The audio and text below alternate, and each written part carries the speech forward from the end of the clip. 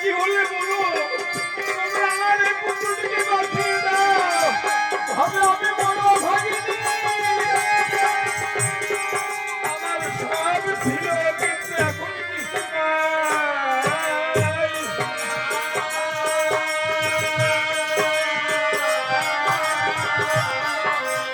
আমি বড় অভাগিনী, আমার এই পুত্র, আমার পুত্র কথা বলছে না। একবার একবার তোমরা দেখো, তাকে দেখে তার কাছে চোখের জলে ভেসে বলে, তোমরা একবার দেখো আমার এই বুকের মানিক কথা বলছে না কেন। ওই কাশি ধামে ছিল ব্রাহ্মণের বাস। ব্রাহ্মণ বলে, এই সরে যাও সরে যাও, মরিয়ে গেছে, আমরা মারা হবো না, মরে গেছে, যাও যাও সরে যাও। এইভাবে ওই পাড়ানে যাকে দেখে তাকে বলে, তোমরা বলো আমার ধারে কি কি করলে আমার এই প্রাণের পুত্র বাঁচিবারে পারে। কেউ কেউ সান্ত্বনা দিচ্ছে, সইপা কেউ মা কেন্দ্র না মা, এ পৃথিবীর রীতিটাই এই, জন্মিলে মরিতে হয় আর মরিলে জন্ম হয়। তোমা ক্রন্দন করো না, বলি তোমার ধারে, মরলে কি কেউ তারে বাঁচাইতে পারে? কেউ কেউ সান্ত্বনা দিচ্ছে, তোমার কেঁদো না মা, বলি তোমার ধারে, মরিলে কেউ কি বাঁচাতে পারে? আমার তুমি কেঁদো না। ওদিকে ব্রাহ্মণ ছটফট করছে, হারাম দাদিও চলে গেছে, আগে বেটা গেছে, তারপরে মা গেছে, আমার পয়সা খাও চলে গেল, ফুল আনতে গেছে পুত্র, সেও ফিরে এলো না, পুত্র খুঁজতে গেল মা, সেও ফিরে এলো না, ব্রাহ্মণ ছোটাছুটি করছে। এমন সময় ওই মৃত পুত্র কোলে নিয়ে শৈবা কাঁদতে কাঁদতে এসে বলেছে, পিতা আপনি আমার পিতার মতো, বলুন আমার এই পুত্র কি করলে কথা বলবে, কি করলে বাবা বলে ডাকবে। ব্রাহ্মণ বলতো, একে তো কাল ভূজঙ্গ দংশন করেছে, তোমার এই পুত্র বাঁচবে না। তুমি এক কাজ করো, অন্ধকার হয়ে যাচ্ছে, শীঘ্র করে কাশীধামের ঘাটে যাও, ওই কাশীধামের ঘাটে যেয়ে তোমার মরা পুত্র দাহন করো, ওইখানে ডোম আছে। সইবা দেখেন এখানে যে ভাবধারা দিতে পারবো না, সময় নেই, আমাকে বলেছে শীঘ্র পালা সমাপ্ত করতে, তাই সংক্ষেপে কথা বলে বলে যাচ্ছে।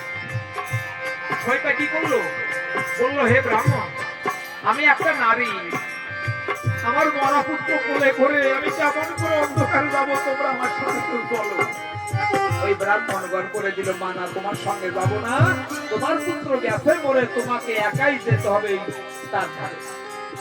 এবার মরা পুত্র কোলে নিয়ে সইবার আগে কাঁদতে কাঁদতে চলেছে। গভীর অন্ধকার, মুহুর্মুর মন্ত্র গর্জন শুরু হয়েছে, বৃষ্টিপাত চলছে, প্রবল ঝড় বইছে, আর পুত্র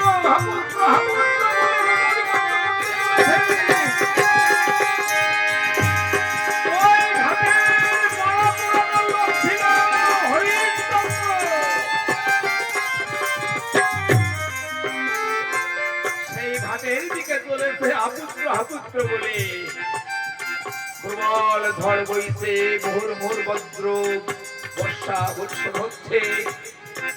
হরিশ্চন্দ্র টানে এলো যেন কোন নারী ক্রন্দন করে। হরিশ্চন্দ্র বুদ্গার ঘাড়ে একটা আলো হাতে। হরিশ্চন্দ্র মনে বলছে, ওই বুদ্ধি কাল আবার কাউকে গ্রাস করেছে, কোন অভাগিনী মায়ের কোল খালি করে দিয়েছে।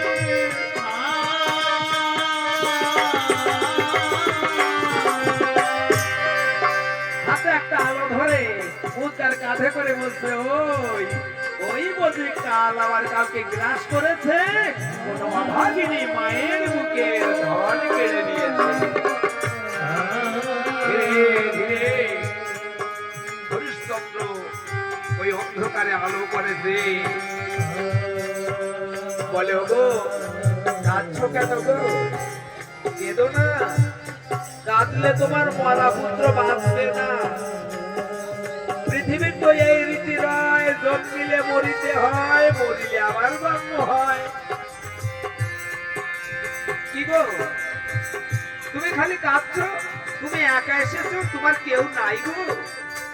তোমার মাতা, তোমার পিতা, তোমার স্বামী কি কেউ নেই?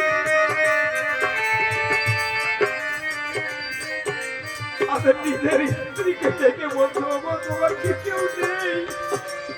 তুমি মরা পুত্র বলে নিয়ে একা এসেছো। ওই পারানি চোখের জলে ভেসে বলেছো গো আমার সব ছিল, কিন্তু এখন আমার কিছু নেই।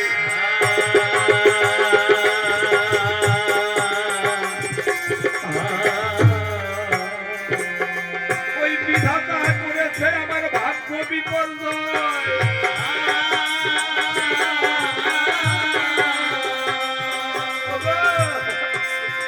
নতুবাকে আমার বুকের মালিক মরে অসময়।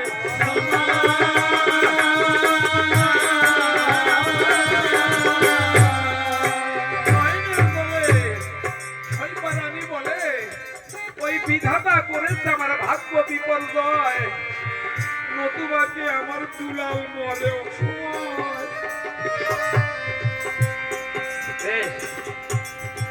হরিশ্চন্দ্র বলছে ক্রন্দন করে লাভ হবে না, শীঘ্র করে তুমি আমাকে বিষ দাহন করি দাও, আমি তোমার পুত্রকে দাহন সৎকার করি। বলে প্রভু আমি কোথা থেকে বিষ দাহন করি দেব? বিধাতা করেছে আমার ব্রাহ্মণের দাসী, তাই তো মরা পুত্র নিয়ে খালি হাতে আমি তোমার কাছে আসি।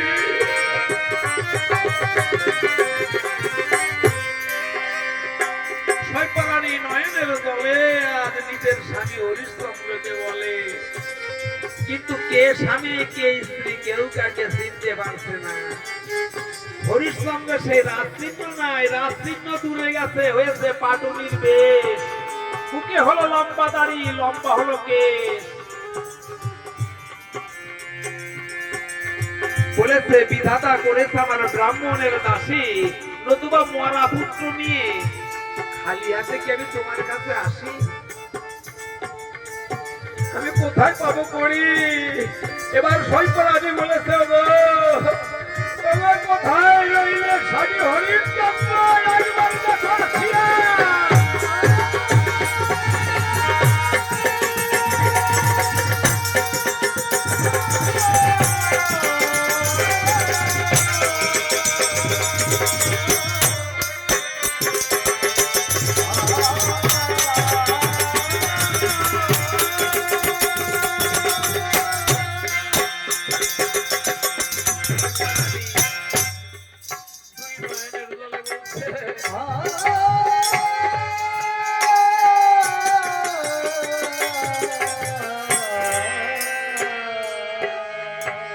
কোথায় রইলে হরিশ্চন্দ্র, একবার দেখো আসিয়া।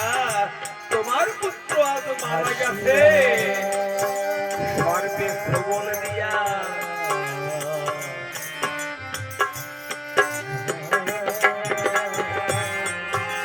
ধর্ম